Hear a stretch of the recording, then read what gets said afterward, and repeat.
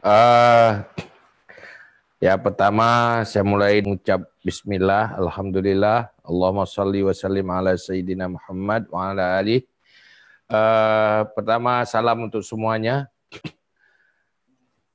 Dari pembicaraan dari narasumber, referensinya Quraish Shihab dan lain-lain, saya ingin mengatakan bahwa itu sebuah konsep pemikiran. Konsep pemikiran dan merupakan teori dari wasatiyah. Konsepnya yang wasatiyah sepintas yang telah dibangun itu memang sudah tepat, benar. Tetapi yang perlu kita tahu bahwa wasatiyah itu juga sangat tersangkut dengan perasaan masing-masing, pemikiran masing-masing. Boleh saja menjadi radikal bagi sebagian orang. Dan boleh jadi juga wasatiyah itu menjadi pasif bagi sebagian orang. Jumud dalam arti. Tapi dalam hal ini, kalau dalam Islam, kita tahu bahwa konsep Islam itu berasal dari Sang Pencipta Allah yang tidak punya kepentingan apa-apa. Tuhan yang tidak punya kepentingan apa-apa untuk dirinya sendiri. Itu yang pertama. Kemudian Rasulullah membawa Islam ini fokus hanya atas konsep dan wahyu dari Allah, tidak punya kepentingan pribadi.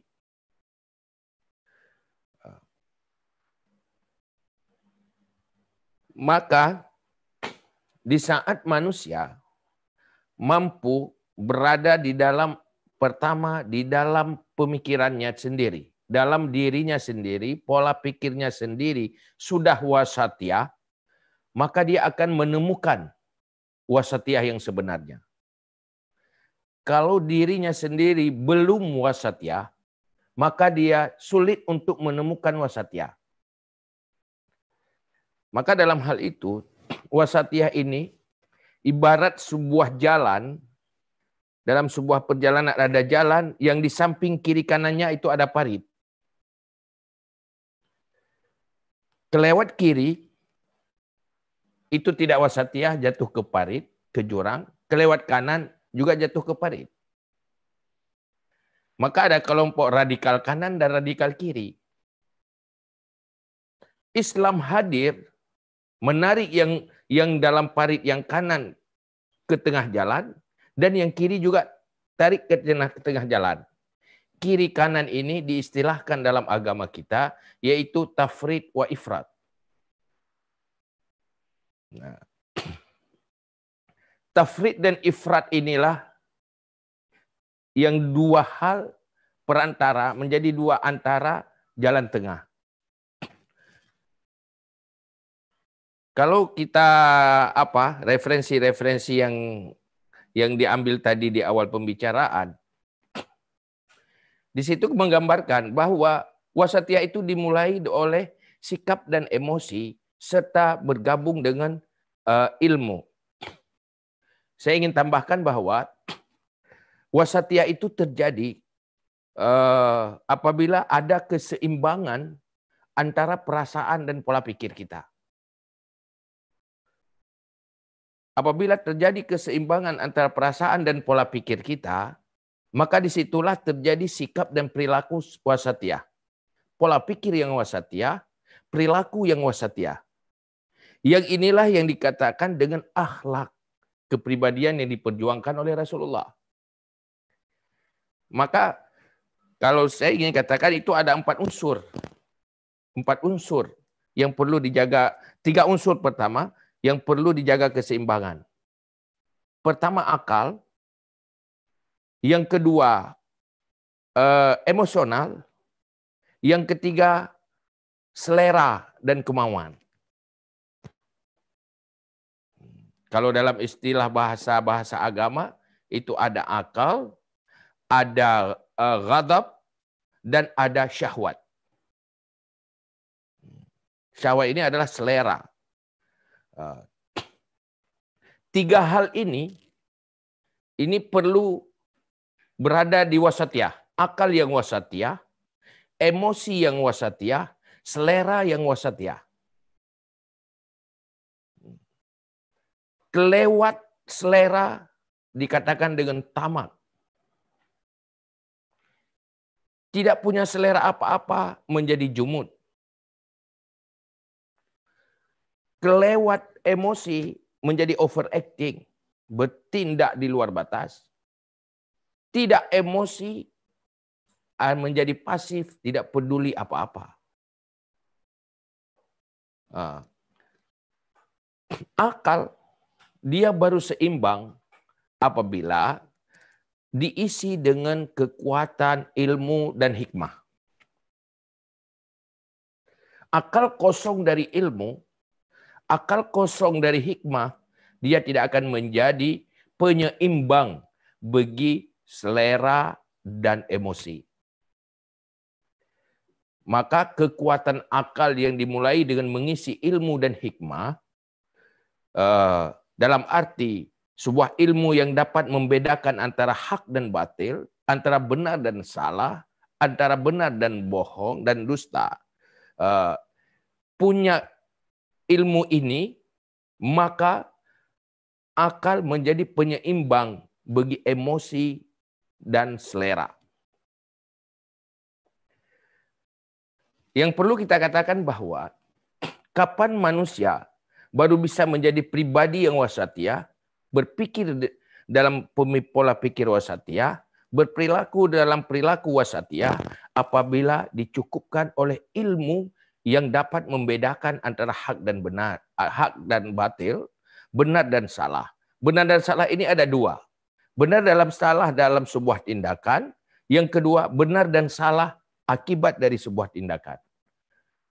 Jadi pertimbangan akibat itu juga harus benar, akibatnya harus benar dan baik. Sebuah tindakan juga harus benar dan baik. Maka oleh karena itu, akhirnya yang perlu kita tahu bahwa tidak mungkin timbul sebuah perilaku dan sikap yang wasatiyah di dalam kehidupan apabila tidak wasatiyah di dalam pola pikir dan emosional. Untuk menyeimbangkan semua ini, inilah butuh teori dan konsep yang dibawa oleh Rasulullah, itulah konsep akhlakul karimah, akhlak yang mulia. Manusia pertama yang paling sempurna mampu kontrol pemikiran dan perilakunya adalah Rasulullah Shallallahu Alaihi Wasallam. Itu manusia yang paling sempurna. Selalu tepat di dalam berpikir, selalu tepat di dalam bertindak dan berperilaku, dan selalu tepat di dalam mengekspresikan emosi dan keinginan. Islam wasatiyah itu lahir dari pemikiran dan perilaku Muslim. Tetapi kita harus tahu sebuah kenyataan di Aceh. Berapa persen tersampaikan dasar-dasar Islam kepada masyarakat Aceh? Mungkin di UIN juga tahu berapa persen yang mampu baca Al-Quran. Artinya itu sangat mendasar, itu belum dalam bentuk ilmu pengetahuan yang lain. Kemampuan membaca Al-Quran, teks Al-Quran tanpa mengerti makna itu berapa persen. Jadi inilah kondisi kita sekarang. Artinya dasar Islam saja tidak tersampaikan secara menyeluruh, atau mungkin kita belum bisa yakin bahwa sudah tersampaikan di atas 50% masyarakat Islam. Karena kita tahu, kita sekarang kan generasi yang tidak komit dengan berbicara tentang karakter yang ada dalam Islam atau akhlakul karimah. Ini masalah yang pertama. Kemudian Aceh sekarang berada di era global, bukan lagi di era kesultanan Islam masa lalu. Yang sekarang globalnya bermacam arus dan larian masuk. Nah, maka dalam itu menjadi gambaran bahwa Islam yang diwarisi oleh para pendahulu kita di Aceh ini sebenarnya Islam wasatiyah. Semenjak dulu. Dari masa Kesultanan Kerajaan Islam dulu, itu Islam wasatiyah di Aceh. Cuma yang perlu kita tahu ya, ini pemahaman tentang wasatiyah ini sebenarnya ini yang masih dipertanyakan. Saya belum yakin. Misalnya belum yakin, tapi bukan yakin belum. Bahwa yang kita duduk di sini, apa kita sudah total sama pemahaman dan persepsi tentang wasatiyah? Boleh jadi kalau kita jarang bersilaturahmi pemikiran, atau belum cukup bersilaturahmi pemikiran, mungkin masih ada hal-hal yang masih berbeda pandangan persepsi. Maka saya sekarang mau saya gambarkan kembali dulu ya. Gambarkan kembali bagaimana sikap dan perilaku Rasulullah yang bisa menggambarkan kepada kita gimana wasatiyah. Karena namanya Rasulullah itu wasatiyah, bersikap adil. Saya mau bercerita. Pertama, sebelum Islam, artinya non-Muslim. Rasulullah kan seorang nabi yang mengatakan bahwa Isa itu nabi. Isa itu rasul. Kenapa? Karena dalam pandangan kita orang Islam yang sebenarnya mereka menuhankan Isa itu sudah nggak lagi wasatiyah itu. Sudah over. Di saat melihat hal-hal keluar biasaan pada seorang rasul, di mana di situ terjadi kekuatan yang luar biasa, hal-hal yang luar biasa yang hanya mampu oleh Sang Pencipta terjadi pada seorang rasul, dia menuhankan rasul itu sudah ghulu. Jadi ghulu menuhankan yang bukan Tuhan. Di satu sisi yang lain ada kelompok lain lagi yang tidak wasatiyah, yaitu ateis. Mereka tidak menuhankan Tuhan. Yang satu tidak mau menuhankan Tuhan, yang satu lagi menuhankan yang bukan Tuhan. Yang benar di mana? Yang Tuhan jangan dituhankan, yang bukan yang Tuhan dituhankan, yang bukan Tuhan jangan dituhankan. Itulah jalan tengahnya. Kemudian peristiwa di Perang Khaybar. Kalau nggak salah saya di Perang Khaybar. Di saat itu ada yang baru masuk Islam, seorang tokoh besar. Termasuk Abu Sufyan. Sebaca Abu Sufyan.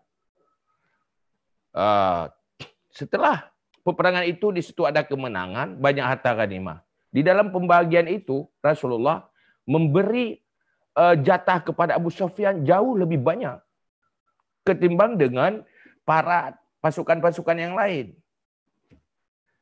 Akhirnya ada seorang sahabat memprotes Rasulullah karena dalam persepsinya ini Rasulullah nggak adil lagi, nggak wasatiyah lagi ini.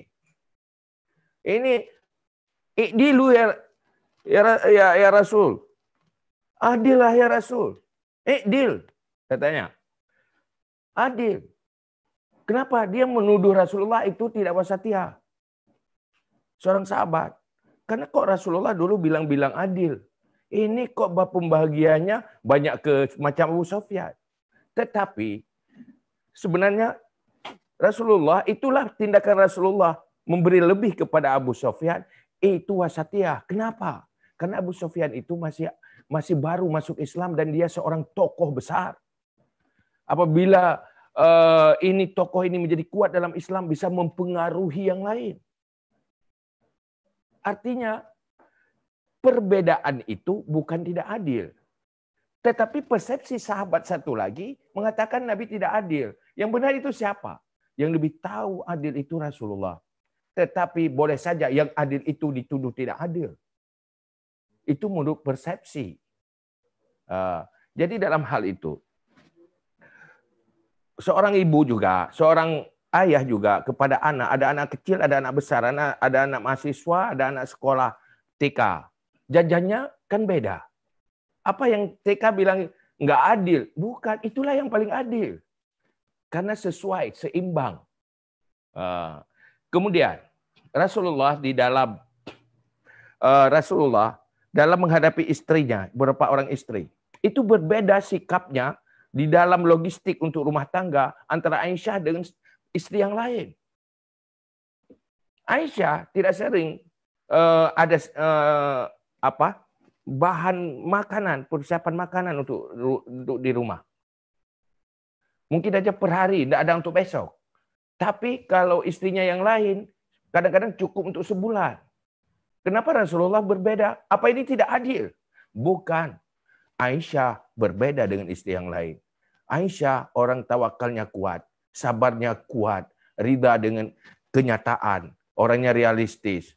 Tidak ragu, nggak susah. Kalau untuk besok nggak ada, pikirannya tidak susah. Sementara istri yang lain tidak punya kepribadian seperti itu.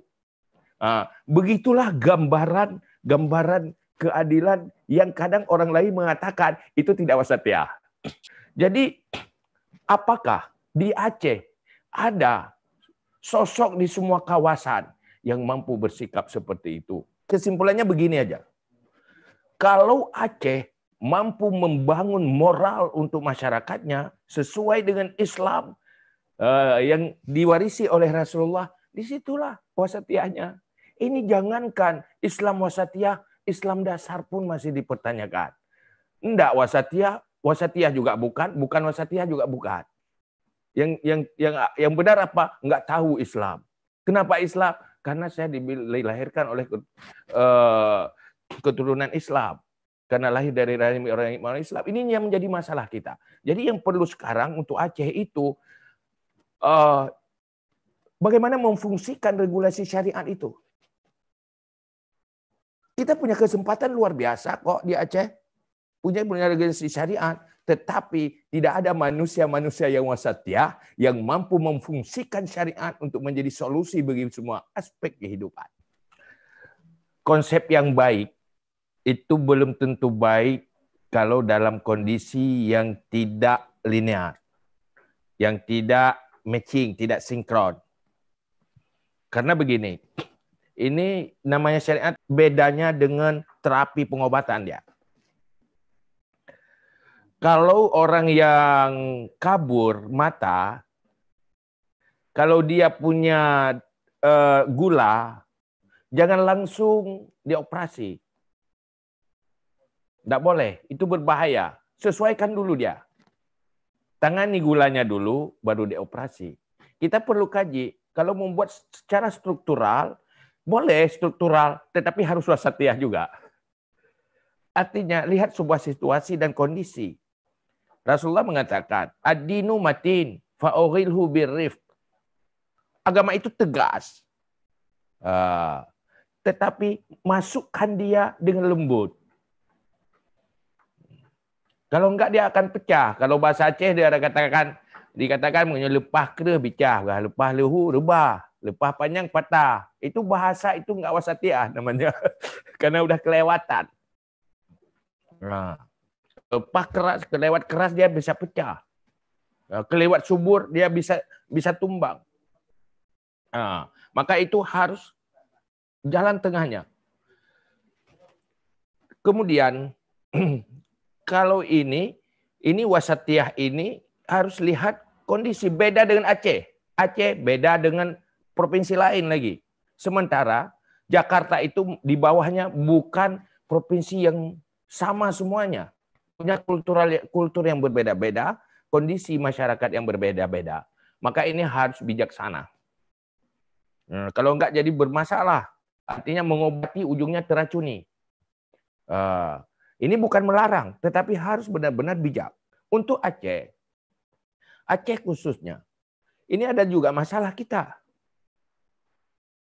Masalah kita, syariat Islam di Aceh itu berubah, ada tidak wasatiyahnya. Di saat dia menjadi undang-undang. Kenapa tidak wasatiyah? Artinya tidak ada keseimbangan antara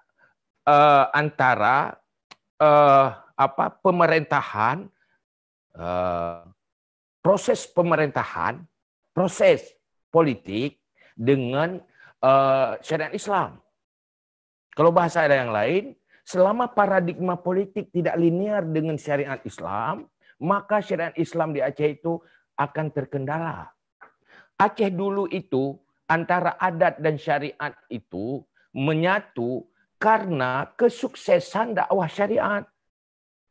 Menyeluruh kepada semua lapisan masyarakat sehingga menjadi kebiasaan hidup mereka. Maka Islam menjadi adat dan adat itu sesuai dengan Islam. Itulah hasil kesuksesan dakwah. Gagal dakwah, maka kehidupan masyarakat berbeda dengan kehendak Islam. Maka kita sebuah fenomena melihat Muslim dengan Islam itu berbeda. Tetapi sayangnya orang mengukur Islam itu bukan di Islamnya, di Muslimnya. Akhirnya Muslim yang tidak sesuai dengan Islam membuat Islam itu gagal dakwah, tidak berpengaruh kepada yang lain. Ini yang menjadi masalah. Karena Islam itu tidak cukup dengan konsep. Kita boleh konsep akhlak kita tahu. Kayak seorang dokter tahu tentang konsep kesehatan, tapi belum tentu dia sendiri sehat. Dia bicara tentang konsep kesehatan, tapi ternyata kita dapati dirinya juga sakit. Jadi persoalannya sekarang sebenarnya saya ingin katakan Aceh akan sukses syariat kalau paradigma politik berubah. Rubah dulu paradigma politik, maka yang sesuai dengan kehendak syariat, maka Aceh akan bersyariat. Kalau kita ingin membuat sebuah klub yang menang, maka pemain-pemainnya harus punya kapasitas. Maka harus luruskan dulu cara perekrutannya. Rubah paradigma politik. Artinya wasatiyah di dalam berpolitik juga, baru wasatiyah di dalam syariat, baru wasatiyah. Jadi tidak cukup wasatiyah di undang-undang, tapi tidak wasatiyah di politik. Itu tidak cukup. Nah, maka hal ini sebenarnya banyak hal yang perlu dikaji kembali. Mungkin saya melihat di sini, kadang-kadang ada tidak wasatiyah di dalam dialog kita, tetapi tidak terlihat jelas. Orang lihat ini masih wasatiyah. Ada wasatiyah. Itu yang perlu di-setel kembali. Mungkin ada salah pemahaman sehingga seakan-akan kita berbeda. Sebenarnya saya melihat tidak berbeda. Maka saya dari dulu bilang, ayo kita saling bersilaturahmi pemikiran yuk. Supaya menghilangkan perbedaan-perbedaan itu salah paham. Atau ada paham yang salah atau salah paham. Maka dengan komunikasi, dengan silaturahmi itu bisa meluruskan. Maka wasatiyahkan dialog juga. Semuanya diwasatiyahkan. Ini contoh saya ingin katakan tadi sudah melihat ada cuplikan dari Bu Usna tadi yang dari MUI. Ini saya sendiri pun ada yang beda pandangan dengan apa dari MUI itu. Tetapi belum tentu saya benar. Tetapi yang tentu saya beda pandangan. Begini. Ini contohnya mau saya lihat. Ada beberapa poin dari MUI. Di sini poin-poin ini ada tawasud. Minta maaf. Dari Ibu Usna tadi, yaitu MUI, Islam Wasatiyah, Munas di 2015. Di sini ada tawasud, ada tawazun, ada iktidal, tasamuh, musawah, syura, islah, aulawiyah, tatawur, tahadur. Saya melihat ini ada iktidal. Iktidal ini bukan bagian daripada seluruhnya dia. Dia harus terintegrasi kepada semua nilai dia. Dia iktidal dalam tasamuh, iktidal juga dalam tawasud, iktidal dalam tawazun, semuanya harus iktidal. Iktidal juga dalam islah. Dia bukan bagian yang terpisah. Dia harus terintegrasi kepada semua poin iktidal itu. Itu yang dimaksud dengan wasatiyah. Maka hal ini pun, apa ini saya salah atau siapa yang salah? Saya pun nggak tahu juga ini. Artinya maunya perbedaan-perbedaan ini yang perlu kita samakan. Supaya hasil sebuah kesepahaman. Karena tanpa ada pemahaman, kemudian ada kesepahaman, tidak akan lahir kesepakatan. Begitu kira-kira. Berkaitan dengan apa yang kita lakukan hari ini, pertama ada nilai kita melakukan sebuah silaturahmi walaupun lewat dunia maya. Yang kedua, selain kita bertatap muka lewat dunia maya, tetapi kita juga bersilaturahmi pemikiran. Silaturahmi pemikiran ini harus kita teruskan terus-menerus bagaimana untuk membangun pemahaman secara memadai ke semua lingkungan kita atau masyarakat kita, karena tanpa ada pemahaman tidak mungkin akan terjadi kesepahaman, tanpa ada kesepahaman tidak akan terjadi kesepakatan, maka kita berkonflik terus dan menjadi sumber kegagalan. Maka bersilaturahmi pemikiran itu hal yang penting kita untuk menyamakan persepsi, dan di ujungnya saya ingin mengatakan kita juga harus wasatan di dalam perbedaan. Gimana wasatan dalam perbedaan? Tidak semua perbedaan kita harus terima. Akhirnya kita menghalalkan segala cara.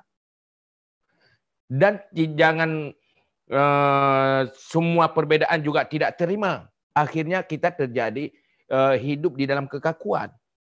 Maka di situ harus wasatan. Gimana wasatannya? Iya, kita menerima perbedaan yang saling memperkuat, tetapi jauhkan perbedaan yang saling menghancurkan.